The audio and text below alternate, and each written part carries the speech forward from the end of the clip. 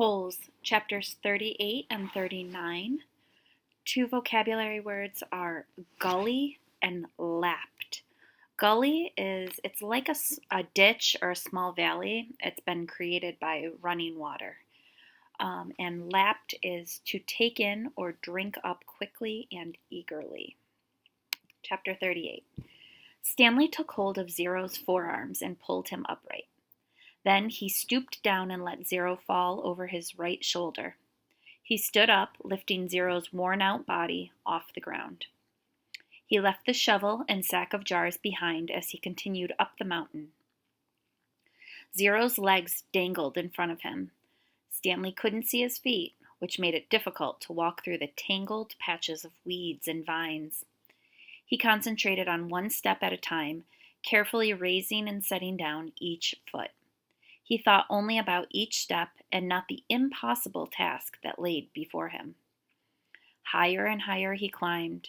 His strength came from somewhere deep inside himself and also seemed to come from the outside as well.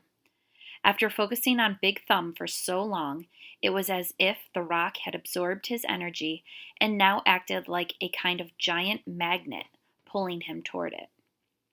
After a while, he became aware of a foul odor, meaning like a bad smell. At first, he thought it came from Zero, but it seemed to be in the air, hanging heavy all around him. He also noticed that the ground wasn't as steep anymore.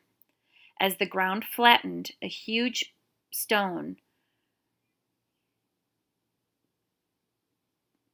precipice rose up ahead of him, just barely visible in the moonlight. It seemed to grow bigger with each step he took. It no longer resembled a thumb, and he knew he'd never be able to climb it. Around him, the smell became stronger. It was the bitter smell of despair. Even if he could somehow climb Big Thumb, he knew he wouldn't find water. How could there be water at the top of a giant rock? The weeds and bugs survived only by an occasional rainstorm, like the one he had seen from camp. Still, he continued toward it. If nothing else, he wanted to at least reach the thumb. He never made it. His feet slipped out from under him. Zero's head knocked against the back of his shoulder as he fell and tumbled into a small muddy gully. As he lay facing down in the muddy ditch, he didn't know if he'd ever get up again. He didn't know if he'd even try. Had he come all this way just to... You need water to make mud. He crawled along the gully in the direction that seemed the muddiest. The ground became gloppier. The mud splashed up as he slapped the ground. Using both hands, he dug a hole in the soggy soil. It was too dark to see, but he thought he could feel a tiny pool of water at the bottom of his hole. He stuck his head in the hole and licked the dirt. He dug deeper, and as he did so, more water seemed to fill the hole. He couldn't see it, but he could feel it, first with his fingers, then with his tongue. He dug until he had a hole that was about as deep as his arm was long. There was enough water for him to scoop out with his hands and drop on Zero's face. Zero's eyes remained closed, but his tongue poked out between his lips, searching out the droplets. Stanley dragged Zero closer to the hole. He dug, then scooped some more water and let it pour out of his hand into Zero's mouth. As he continued to widen his hole, his hand came across a smooth, round object. It was too smooth and too round to be a rock. He wiped the dirt off of it and realized it was an onion. He bit into it without peeling it. The hot, bitter juice burst into his mouth. He could feel it all the way up to his eyes. And when he swallowed, he felt its warmth move down his throat and into his stomach. He only ate half. He gave the other half to Zero. Here, eat this. What is it? Zero whispered. A hot fudge sundae. Chapter 39. Stanley awoke in a meadow, looking up at the giant rock tower. It was layered and streaked with different shades of red, burnt orange, brown, and tan. It must have been over 100 feet tall. Stanley laid a while just looking at it. He didn't have the strength to get up. It felt like the insides of his mouth and throat were coated with sand. And no wonder.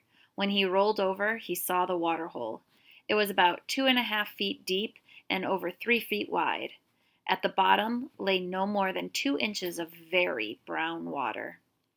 His hands and fingers were sore from digging, especially under his fingernails.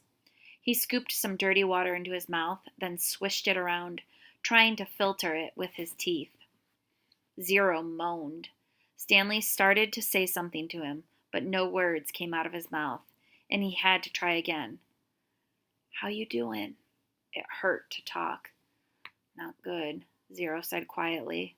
With great effort, he rolled over, raised himself to his knees, and crawled to the water hole. He lowered his head into it and lapped up some water. Then he jerked back, clutched his knees to his chest, and rolled to his side.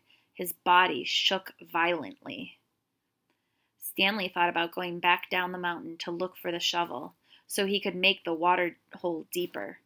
Maybe that would give them cleaner water. They could use the jars as drinking glasses. But he didn't think he had the strength to go down, let alone make it back up again, and he didn't know where to look. He struggled to his feet.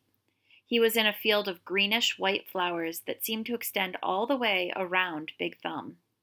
He took a deep breath, then walked the last 50 yards to the giant precipice and touched it.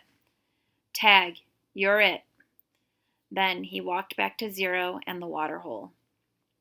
On the way, he picked one of the flowers. It actually wasn't one big flower, he discovered, but instead, each flower was really a cluster of tiny little flowers that formed a round ball. He brought it to his mouth, but had to spit it out. He could see part of the trail he had made the night before, when he carried Zero up the mountain. If he was going to head back down and look for the shovel, he realized, he should do it soon, while the trail was fresh. But he didn't want to leave Zero. He was afraid Zero might die while he was gone. Zero was still lying doubled over on his side. "I gotta tell you something," he said with a groan. "Don't talk," said Stanley. "Save your strength." "No, listen," Zero insisted. Then he closed his eyes as his face twisted with pain. "I'm listening," Stanley whispered. "I took your shoes," Zero said. Stanley didn't know what he was talking about. His shoes were on his feet. "That's all right," he said. "Just rest now." "It's all my fault," said Zero. "It's nobody's fault," said Stanley. "I don't know," Zero said. "That's okay," Stanley said. "Just rest." Zero closed his eyes, but then again he said, "I didn't know about the shoes." "What shoes?" "From the shelter." It took a moment for Stanley to comprehend. Clyde Livingston's shoes? "I'm sorry," said Zero. Stanley stared at him. It was impossible. Zero was delirious. Zero's confession seemed to bring him some relief. The muscle in his face relaxed. As he drifted into sleep, Stanley softly sang him the song that had been in his family for generations. If only, the woodpecker sighs, the bark on the tree was just a little bit softer. While the wolf waits below, hungry and lonely, he cries to the moo-oo-oon. If only, if only.